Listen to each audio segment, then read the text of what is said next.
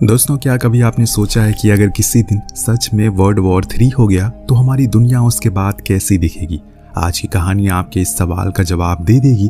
तो चलिए शुरू करते हैं अमेरिका से, जहां पर चारों ओर बस तबाही का मंजर है, क्योंकि वर्ल्ड वॉर 3 का अंत हो चुका है। रशिया ने इसे जीत लिया है, पर उसके अलावा सभी देशों ने अपना अपना सब कुछ गंवा दिया, जिसमें अमेरिका भी आसमान से गिर रही राख को देख पाते हैं। इक्का दुक्का लोग ही बचे हुए हैं जो अभी जिंदा है, या फिर वो भी नहीं है, क्योंकि रेडिएशन चारों ओर फैल चुकी है, जिसका आसार हम एक बिल्ली पर भी देखते हैं, जिसका शरीर के सारे बाल गिर गए और वो भी अब इंसानों की तरह आदमखोर बन चुकी है। खुद की भूख को मिटाने के लिए वो इंसानों के मांस को खा रही है, लेकिन तभी कहीं से एक तीर आकर उसे लगता है, जिससे वो वहीं मारी गई। दरअसल ये तीर चलाया था एली ने, जो शायद सर्वाइवर है इस दुनिया में, लेकिन उसने अपने आप को पूरी तरह से कवर करके रखा है, क्योंकि उसे अंदाजा है कि ये रेडिएशन क्या कर सकती है। अब बिल्ली के मर जाने के बाद वो उसे अपने साथ ले जाता है। यहाँ हम उसके हर एक कदम पर इस दुनिया का वो हश्र देख पाते, जो कि कुछ लीडर के कारण हुआ है। चारों ओर सन्नाटा है, ना ही इंसान है और ना ही उसकी कोई जात। इसी में एली को वहां पर एक कार दिखी। जब उसने उसका गेट खोला तो उसका ड्राइवर अब कंकाल बन चुका है, जो देख उसे बुरा लगा। ये भी कहीं जा रहा होगा, लेकिन भूख और प्यास के कारण अपना दम तोड़ दिया। कुछ दूर चलने के बाद उसे एक घर दिखा, जो थोड़ा ठीक हालत में था। वो उसके अंदर गया। वहां बहुत ही गंदी स्मेल आ रही थी, जिसका पीछा करने पर उसे एक लाश टंगी हुई मिली। ये शायद घर का मालिक होगा, जिसने खुद की जान ले ली। पर एली को उसके जूते बहुत अच्छे लगे। उसने उसे उतार कर खुद पहन लिया। देन उसी बिल्ली को पका कर खाया। देन अपनी बंदूक को साफ किया, खुद को साफ किया और फिर आराम से अपनी एयरपॉड में गाने सुनने लगा। लेकिन जब सुबह हुई तो उसने देखा कि उसके एयरपॉड की बैटरी खत्म हो गई है।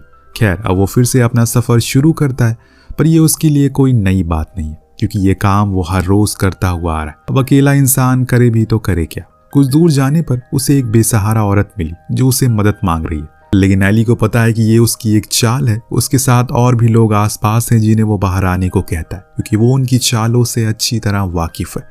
ये सुन सभी बाहर आते हैं और उनका मुखिया एली के पास आकर कहता है, तुम्हारे पास जो कुछ भी है वो मुझे दे दो, वरना बहुत बुरा होगा। ये कहकर उसने उसे हल्का सा धक्का भी दिया, जो देख एली ने उसे कहा कि अगर एक बारी तुमने ये चीज और की तो तुम अपना हाथ खो दोगे। पर मुखिया जिद्दी किस्म का इंसान था। वो एक बार फिर उसे धक्का देता है तो एली भी कहाँ कम था। वो उसका हाथ ही काट देता है, जो देख आदमखोर उस पर हमला कर देते हैं। लेकिन यहाँ हम एली की काबिलियत को देख पाते हैं और ये भी समझ पाते हैं कि आखिर क्यों इतनी दिन वो यहाँ पर सरवाइव कर पाया। इन आदमखोरों के बीच अब सभी को उसने मौत के घाट उतार दिया और बड़े ही आराम से आगे बढ़ा। जहाँ उसे कुछ आदमी दिखे जो एक कपल को परेशान कर रहे हैं, लेकिन एली ने खुद को समझाया कि ये उसका काम नहीं है। उसे आगे बढ़ते रहना होगा, क्योंकि अभी सफर बहुत लंबा है। अब धीरे धीरे करके उस सुनसान रास्तों को नापते हुए वो आखिर में एक टाउन में पहुंचा, जहाँ सभी एली को अजीब नजरों से देख रहे हैं, जैसे कि वो किसी और दुनिया से आया हो। दरअसल उन्हें यकीन नहीं हो रहा है कि इस टाउन के बाहर कोई जिंदा बचा हुआ है। उन्हें हमेशा से यही लगता है।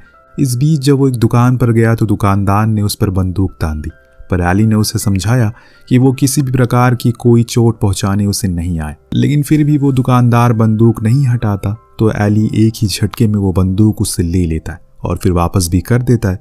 वो बस दिखाना चाहता है कि अगर उसे उसको मारना होता तो वो कब का मार देता, पर यहाँ वो बस अपनी बैटरी चार्ज करने के लिए आए। जो सुन दुकानदार ने पूछा कि उसके बदले उसे क्या मिलेगा, तो एली ने उसे कुछ टिश्यू पेपर और एक सॉस का पाउच भी दिया। वो मान गया। इतने में उसकी नज़र पड़ी सामने कुछ बाइकर पर। ये वही लोग थे जिन्हें एली ने कल उस कपल को परेशान करते हुए देखा था। वो असल में अपने बॉस के पास आए हैं कुछ किताब को लेकर, लेकिन इसमें वो किताब नहीं है जिसकी तलाश उसके बॉस को। दरअसल वो बाइबल की खोज कर रहा है, लेकिन वो कहीं उसे मिल नहीं रही है। जो बात जितनी सुनने में आपको शॉकिंग लगी, उतनी ही हमें भी। एक छोटी शैम्पू की शीशी देता है, जो देख वो खुश हुआ। उसे कहा कि वो बार में जाकर कुछ भी पी सकती है, कोई नहीं रोकेगा।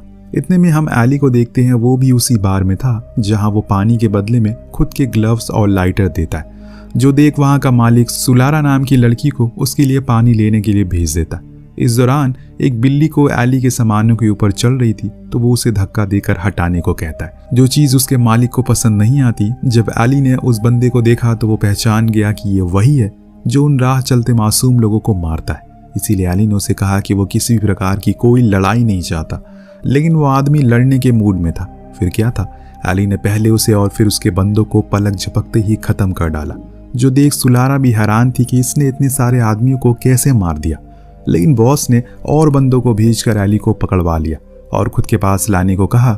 दरअसल वो उसकी क्षमता से काफी प्रभावित था, इसीलिए उसने उससे कहा कि मेरे पास अब सब कुछ है, खाना पानी सोने के लिए जगह, पर मैं चाहता हूँ कि मैं अपने टाउन को और भी बड़ा बनाऊं, जिसके लिए मुझे तुम जैसे लोगों की जरूरत है, इसीलिए तुम मेरे साथ आ जाओ। लेकिन एली तो साफ इनकार कर देता है, वो कोई गुंडा नहीं है। जो सुन बॉस उसे आज रात सोचने का टाइम देता है, क्योंकि वो उसे इतनी आसानी से तो जाने नहीं देना चाहता। अब कमरे में जाने पर उसके पीछे पीछे मार्लिना नाम की औरत उसके पास आती है। वो अंधी थी, वो असल में उसके खाना और पानी लेकर आई थी। तो एली उससे पूछता है कि वो कब से अंधी है। उसने जवाब दिया कि बचपन से। एली ने उसका सम्मान किया, जो देख वो काफी खुश हुई, क्योंकि किसी ने पहली बार उसे यहाँ पर इज्जत दी थी। यही बात जाकर वो बॉस से कहती है कि मुझे नहीं लगता कि वो तुम्हारे लिए काम करेगा, क्योंकि उसके अंदर जरा भी लालच नहीं है। जो सुन बॉस ने कहा कि वो करेगा काम, क्योंकि अब मैं सुलारा को उसके पास भेजूंगा। इतना सुनते ही मार्लिना उसके आगे हाथ पैर जोड़ने लगती है, क्योंकि सुलारा उसकी बेटी है। वो नहीं चाहती कि वो किसी भी प्रकार से उसे चोट पहुंचाए। लेकिन बॉस कहाँ मानने वाला था, वो उसे भेज देता है, जहां जाकर सुलारा उसे सेड्यूस करने लगती है। लेकिन एली उसे यहाँ से जाने को कहती है, क्योंकि उसे अब सोना है। लेकिन सुलारा उसे गिड़गिड़ाते हुए कहती है कि वो यहाँ से वापस नहीं जा सकती, क्योंकि अगर वो गई तो वो लोग उसकी माँ को बहुत मारेंगे, इसीलिए प्लीज वो आज रात यहीं नीचे सो जाएगी। उसे वादा करती है कि वो किसी भी तरह से उसे तंग नहीं करेगी। एली भी मान गया, पर तभी उसे एली के पास एक किताब दिखी, जो उसने तुरंत ही छुपा ली। जो देख उसके अंदर जिज्ञासा पैदा हो गई कि आखिर ये कौन सी बुक है। सुलारा ने कई बार पूछने की भी कोशिश की, लेकिन वो नहीं बताता। इसके बाद उसने अपने कुछ सवाल करे, जैसे कि वो लोग पानी कहाँ से लेकर आते हैं। तो सुलारा ने कहा कि वो उसका सवाल का जवाब जरूर देगी, लेकिन उससे पहले उसे उस बुक के बारे में बताना होगा।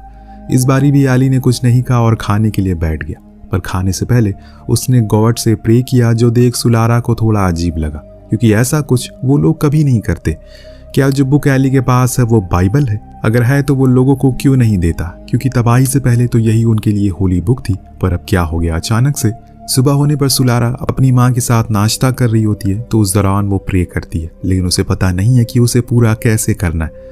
बॉस यानी कि कैरी को पता है कि आखिर में क्या बोला जाता है। अब उसे ये भी पता लग गया कि वो आदमी के पास वो किताब है जिसे उसकी बहुत समय से तलाश है।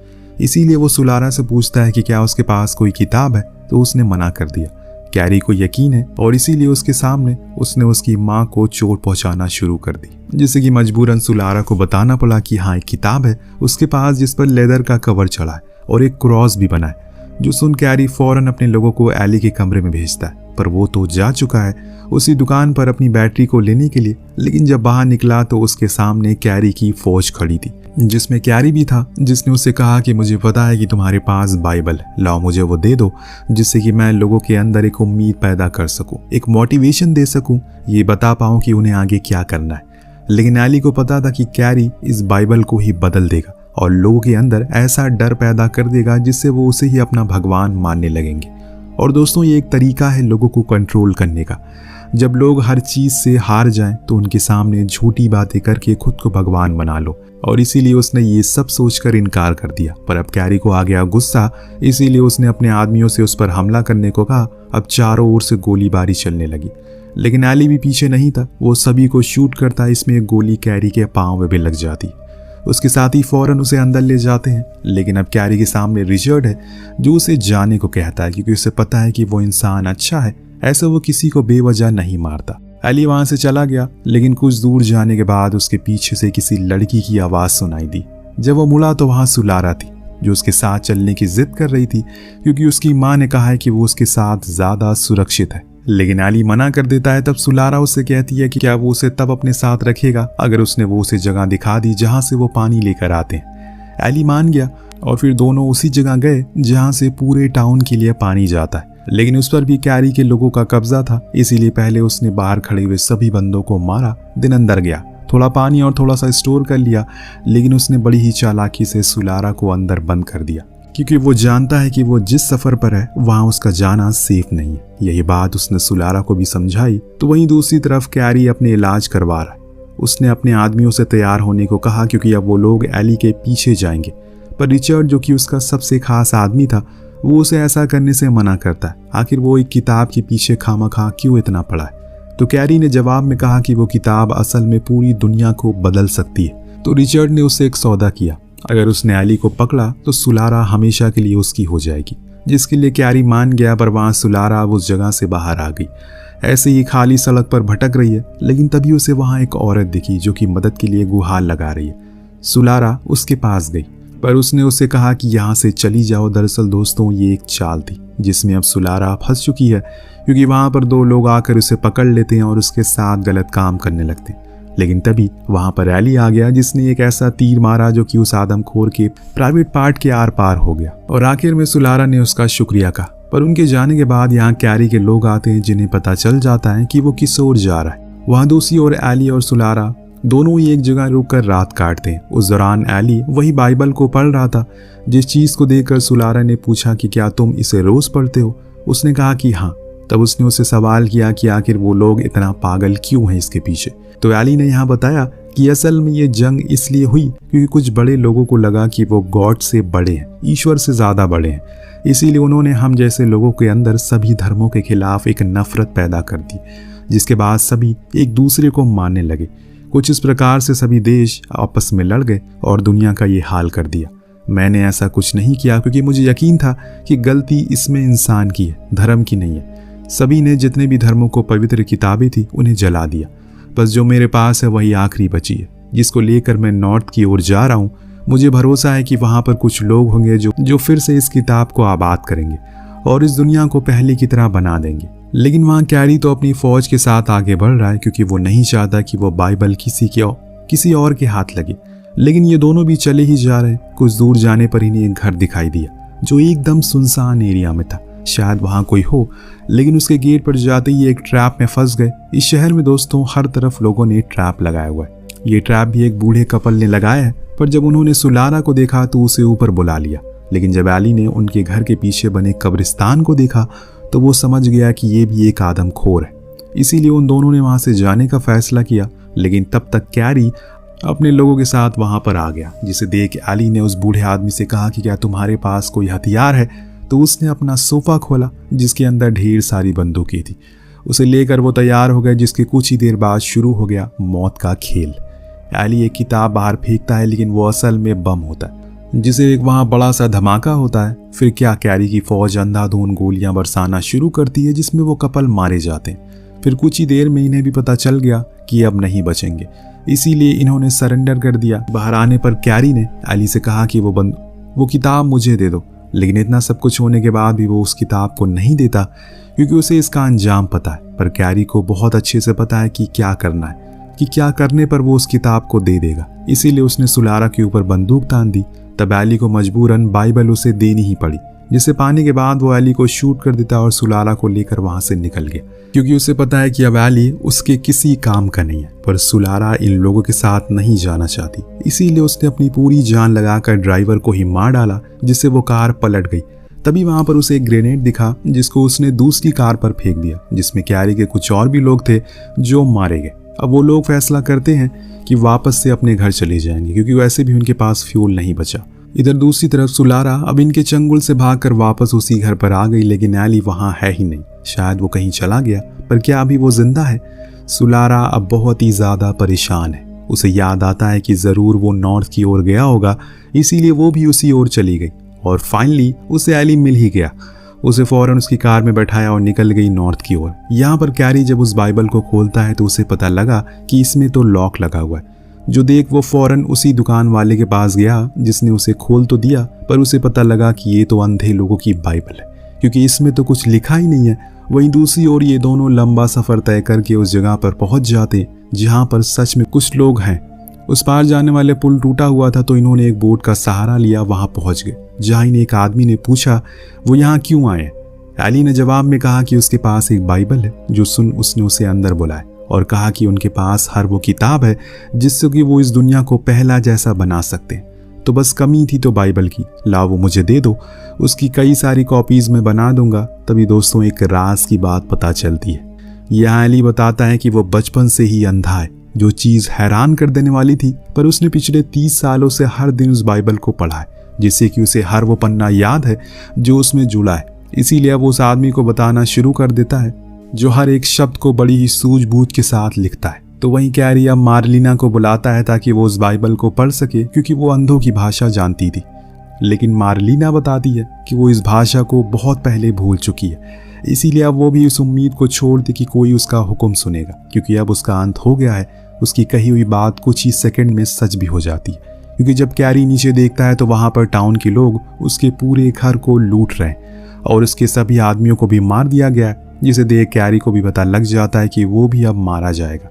पर यहाँ कोई और भी था जो अपनी आखिरी सांसें गिन रहा, जो था हमारा हीरो एली, जिसने आखिरी सांस तक बाइबल के हर एक शब्द को बोला, जिससे वो फाइनली उसकी एक नई कॉपी बना दी गई। और अब उन लोगों ने उसका प्रिंट किया और होली कुरान की साइड में रख दिया, यानी कि अब इनके पास वो सब कुछ है जिससे अब एक नई शुरुआत हो सकती है। लेकिन धर्म को हमेशा उतना ही माने जितना वो ज़रूरी है। अगर उससे ज़्यादा आपने उसे फॉलो करना शुरू कर, वो आपके अंदर जहर पैदा करने लग जाएगी। फिर वही होगा जो हमें दिखाया गया। इधर एली ने अपना दम तोड़ दिया तो वहीं सुलारा अब अपनी माँ को लेने के लिए फिर से सफ़र पर निकल चुकी है। लेकिन इस बार वो अकेली नहीं है, उसके साथ गॉड यानी कि बाइबल है, जिसके साथ ही इस कहानी का यहीं पर अंत होता है। दोस्तों, हमें ईश्वर का असली मतलब तभी समझ आता है जब हम हर चीज़ से लाचार हो जाते हैं, तभी हम उसे दिल से याद करते हैं। लेकिन ईश्वर अपने बंदों को हमेशा याद रखता है। इस कहानी से हमें ये भी सीख मिलती है कि धर्म के नाम पर कुछ लोगों को बहुत ही आसानी से बेवकूफ़ बनाया जा सकता है, जैसे कैरी करना चाहता था। लेकिन आपको ऐसे लोगों के झांसे में नहीं आना है। वेल, आपको कहानी कैसे लगी हमें कमेंट करके ज़रूर बताएगा। मिलते हैं अगली वीडियो में। Thank you so much watching. Peace out.